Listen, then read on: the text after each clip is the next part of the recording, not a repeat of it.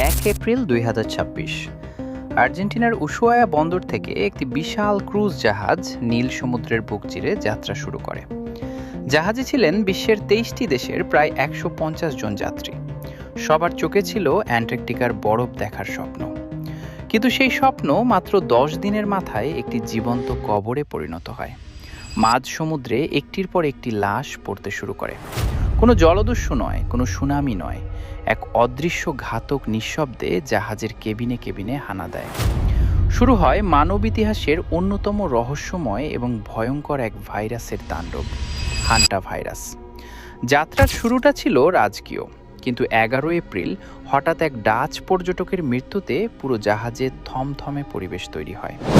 ডাক্তাররা ভেবেছিলেন heart attack, কিন্তু কয়েক ঘন্টার মধ্যে তার স্ত্রীর শরীরেও একই লক্ষণ দেখা দেয়। তাদের ফুসফুসে পানি জমে যাচ্ছিল, তারা বাতাসের জন্য ছটফট করছিলেন, কিন্তু শ্বাস নিতে পারছিলেন না। এরপর একে একে আরও যাত্রী ও ক্রু অসুস্থ হতে শুরু করেন। যখন পরীক্ষা করা হলো, তখন দেখা গেল এটি কোনো সাধারণ রোগ নয়, এটি হলো হান্টা ভাইরাসের সবথেকে ভয়ঙ্কর রূপ, অ্যান্ডিজ স্ট্রেন। পুরো পৃথিবী এই জাহাজ থেকে মুখ ফিরিয়ে নিল। কোনো দেশ এই অভিশপ্ত জাহাজ বা ঘোস্ট শিপকে তাদের বন্দরে ভিড়তে দেয়নি। মাঝ সমুদ্রে অবরুদ্ধ অবস্থায় মানুষগুলো যখন মৃত্যুর প্রহর গুনছিল, তখন ডাঙার মানুষরা কাঁপছিল এই ভাইরাসের নাম শুনে। কেন পুরো পৃথিবী এই ভাইরাসকে নিয়ে এত আতঙ্কিত? কারণ হান্টা ভাইরাস কোনো সাধারণ ফ্লু নয়, এটি এমন এক মরণব্যাধি যার মৃত্যুর হার ৫০% পর্যন্ত হতে পারে। অর্থাৎ যদি ১০০ জন মানুষ এতে আক্রান্ত হয়, তবে ৫০ জনই মারা যাবে। তুলনা করে দেখুন, কোভিডের মৃত্যুহার ছিল মাত্র ২ থেকে ৩%।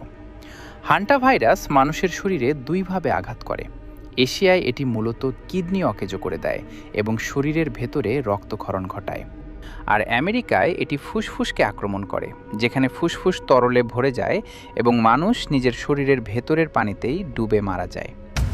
সবথেকে ভয়ের কথা হলো, বিজ্ঞান এত উন্নত হওয়ার পরও আজ পর্যন্ত এই ভাইরাসের কোনো স্বীকৃত ভ্যাকসিন বা নির্দিষ্ট ওষুধ আবিষ্কার করা সম্ভব হয়নি। অনেকের মনে প্রশ্ন জাগতে পারে, মাঝ সমুদ্রের জাহাজে এই ভাইরাস এলো কোথা থেকে? এই ভাইরাসের আসল বাহক হলো ইঁদুর।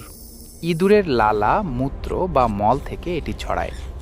ওই ডাচ দম্পতি জাহাজে ওঠার আগে একটি ময়লার স্তূপের পাশে পাখি দেখতে গিয়েছিলেন, যেখানে প্রচুর ইঁদুর ছিল। ইঁদুরের শুকনো মলের ধূলিকণা তাদের নিঃশ্বাসের সাথে শরীরে ঢুকে পড়েছিল। সাধারণত এই ভাইরাস ইঁদুর থেকে মানুষের শরীরে আসে, কিন্তু এই নির্দিষ্ট অ্যান্ডিজ স্ট্রেন ছিল আলাদা। এটি পৃথিবীর একমাত্র হান্টা ভাইরাস যা সরাসরি মানুষ থেকে মানুষের সংস্পর্শে ছড়াতে পারে। জাহাজের বদ্ধ পরিবেশে একজনের শ্বাস থেকে বা স্পর্শ থেকে এটি অন্যদের মধ্যে দাবানলের মতো ছড়িয়ে পড়েছিল।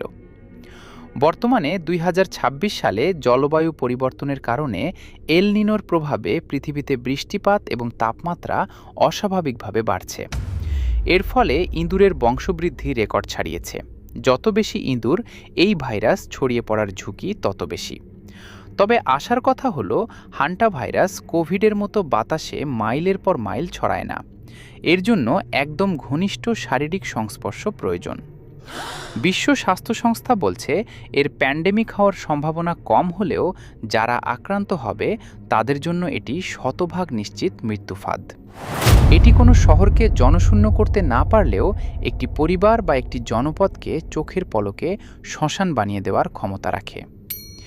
এই অদৃশ্য দানব থেকে বাঁচার একমাত্র পথ হলো সতর্কতা।